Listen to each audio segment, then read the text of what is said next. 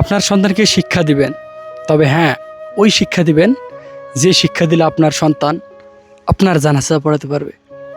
বুঝতে পারছেন? এই কথাটা জানে সবাই, মানেই বা কয়জন?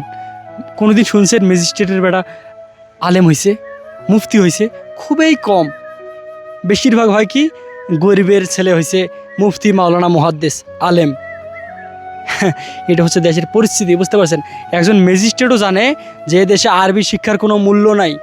বুঝতে পারছেন? যদি আরবি শিক্ষার যদি মূল্য থাকতো, সম্মান সেই রকমভাবে থাকতো রাষ্ট্রীয়ভাবে, সরকারিভাবে, তাহলে এই যে ম্যাজিস্ট্রেট ওনার ছেলেকে বিশ্ববিদ্যালয়ে না দিয়ে মাদ্রাসায় ভর্তি করে দিত আখিরাতের কথা চিন্তা করে। কিন্তু এটার মূল্য না থাকার কারণে কিন্তু কেউ দিতে চায় না। আরবি মাদ্রাসায় ম্যাজিস্ট্রেট বলেন, পুলিশ বলেন, পুলিশ একটা যদি ছেলে সন্তান হয় সাথে দিয়ে দিল বিশ্ববিদ্যালয়ে। বুঝতে পারছেন? এরকম হলো দেশের পরিস্থিতি।